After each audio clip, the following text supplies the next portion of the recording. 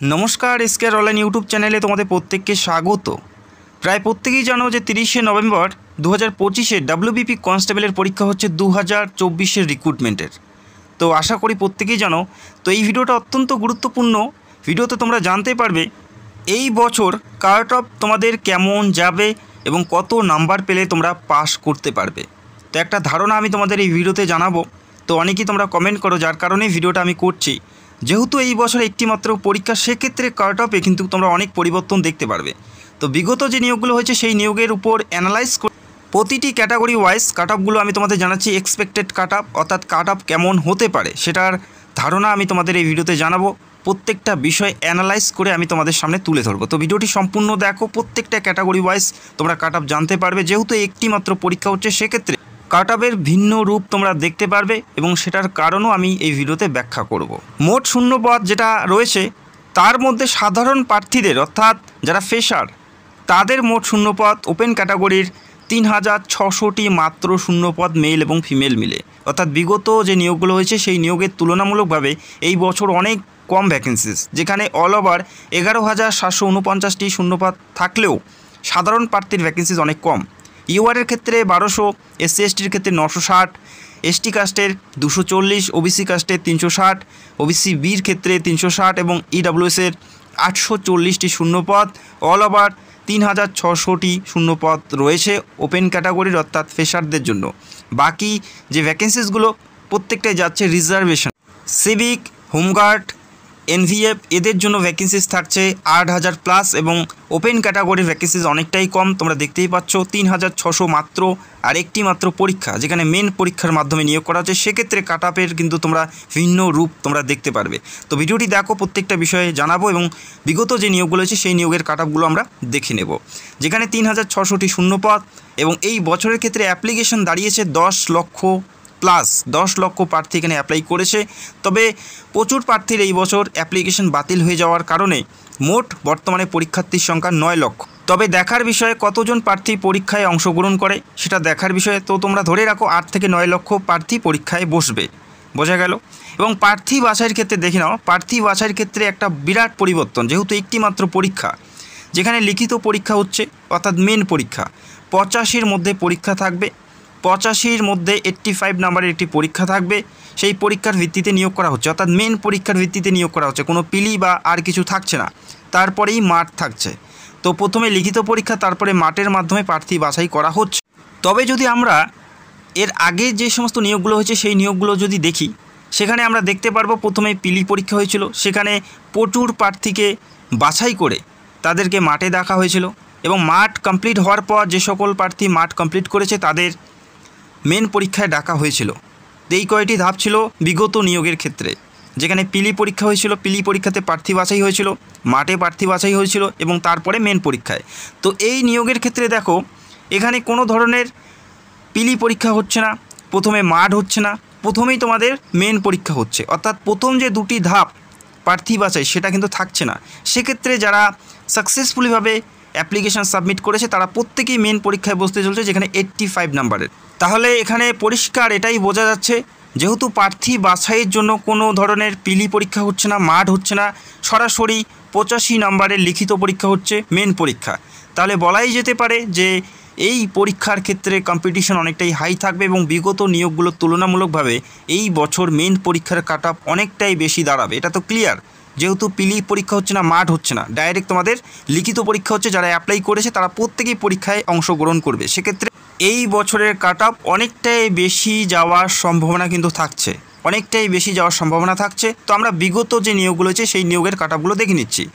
WBP constable recruitment 2021-এর যে রিক্রুটমেন্টটি হয়েছিল, যেখানে দেখো মেলদের ভ্যাকেন্সিস 7440 এবং ফিমেলদের 1192। অর্থাৎ এই বছরের তুলনামূলকভাবে অনেক বেশি ভ্যাকেন্সিস ছিল 2020-তে। এটা 2020-র ভ্যাকেন্সিস তোমরা দেখতে পেলে। পাশাপাশি ডাব্লিউবিপি লেডি কনস্টেবলের ভ্যাকেন্সিস এসেছিল 2023-এ, যেখানে 1420টি শূন্যপদ, অনেক বেশি ভ্যাকেন্সিস এই বছরের তুলনামূলকভাবে। তো এই নিয়োগগুলো হয়েছিল কবে? 2020-তে একটি আর একটি 2023-এ। এই নিয়োগের কাট অফগুলো আমরা দেখে নিচ্ছি।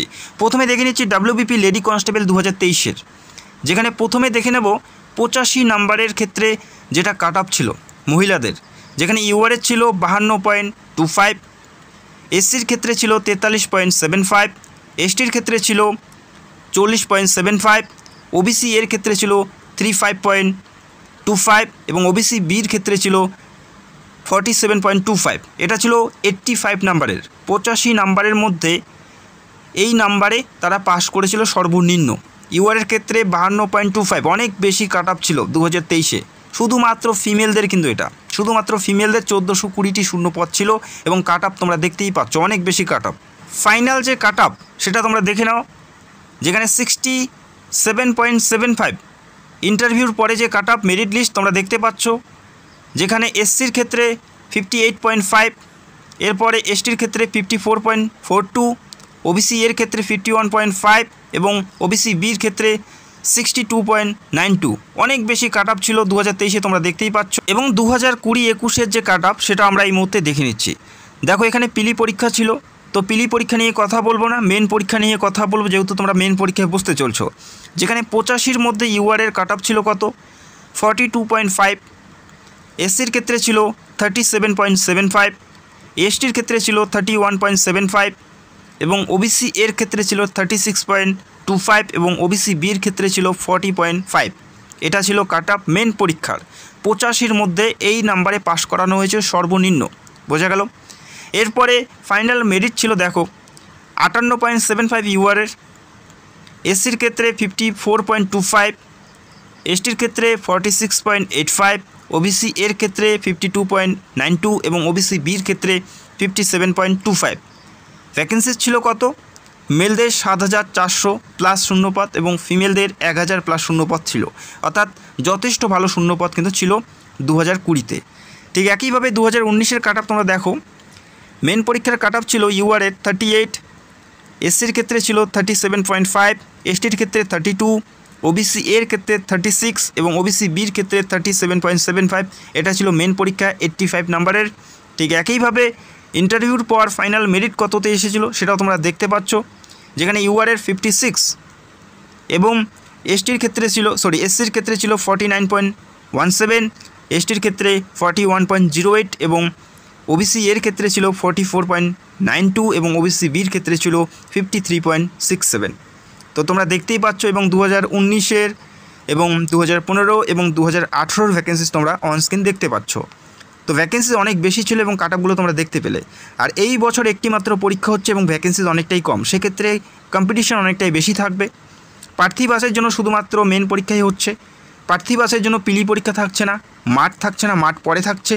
9 লক্ষ প্রার্থী অ্যাপ্লাই করেছে। বিগত নিয়োগগুলোর যে কাট আপ সেটার উপর বেস করে, সেটা দেখে ভ্যাকেন্সিসের উপর ডিপেন্ড করে এবং একটি মাত্র পরীক্ষা মাথায় রেখে যেটা কাট আপ আমরা নির্ধারণ করেছি এক্সপেক্টেড, সেটা তোমরা অনস্ক্রিন দেখতে পাচ্ছ। যেহেতু পরীক্ষা হয়নি, কোশ্চেন পেপার এখনও রিলিজ হয়নি, সেক্ষেত্রে কাট আপ এক্স্যাক্টলি বলা সম্ভব নয়। তবে যেটা সম্ভাব্য সেটা আমি তোমাদের সাথে শেয়ার করছি। দেখো অনেকেই তোমরা অনেক কমেন্ট করছো, যার কারণেই কিন্তু এই ভিডিওটি করা। এখানে +3 এবং -3 তোমরা করতে পারো। দেখো ইউআরের ক্ষেত্রে মেন পরীক্ষার 85-র মধ্যে যেটা কাট আপ আসার সম্ভাবনা রয়েছে সেটা হচ্ছে 52 থেকে 57-এর মধ্যে। এটা 85 নাম্বারের কাট আপ তোমরা দেখতে পাচ্ছ, 52 থেকে 57। এবং ফাইনাল মেরিট ইন্টারভিউর পরে সেটা থাকবে 67 থেকে 72-র মধ্যে। এটা হচ্ছে ইউআরের ক্ষেত্রে ইন্টারভিউর পর ফাইনাল মেরিট। এরপরে এসসির ক্ষেত্রে যেটা থাকবে 48 থেকে 53-র মধ্যে, 85-র মধ্যে যেটা পাস নাম্বার সেটা, এবং ফাইনাল মেরিট থাকবে 63 থেকে 68। এসটির ক্ষেত্রে 55 থেকে 50-র মধ্যে তোমরা দেখতে পারবে এবং 60 থেকে 65-এর মধ্যে থাকবে ফাইনাল মেরিট। ওবিসি এর ক্ষেত্রে থাকবে 46 থেকে 51 এবং ওবিসি এর ক্ষেত্রে ফাইনাল মেরিট তোমরা দেখতে পারবে 61 থেকে 66 এবং ওবিসি বির ক্ষেত্রে মেন পরীক্ষার কাট আপ থাকবে 49 থেকে 54-এর মধ্যে এবং ফাইনাল কাট আপ তোমরা দেখতে পারবে 64 থেকে 69-এর মধ্যে। তো আশা করি তোমরা বুঝতে পারলে। মেন পরীক্ষার কাট আপগুলো তোমরা দেখতে পেলে। এখানে অবশ্যই +3 -3 তোমাদের করে নিতে হবে। এটা হচ্ছে সম্ভাব্য কাট আপ। যেহেতু এখনও পরীক্ষা হয়নি, কোশ্চেন পেপার এখনও পাবলিশ হয়নি, সেক্ষেত্রে কাট আপ এক্স্যাক্টলি বলা সম্ভব নয়। অনেকেই কমেন্ট করছো, যার কারণে কিন্তু অ্যানালাইজ করে আমি কাট আপটা তোমাদের সাথে শেয়ার করলাম এবং তোমাদের মতামতগুলো অবশ্যই তোমরা জানাতে পারো। ক্যাটাগরি ওয়াইজ কাট আপ কেমন যাবে অবশ্যই মেনশন করে তোমরা কমেন্টে জানাতে পারো। তো ভিডিওটি দেখার জন্য অসংখ্য ধন্যবাদ। Thank you so much. দেখা হচ্ছে অন্য কোনো ভিডিওতে। Thank you.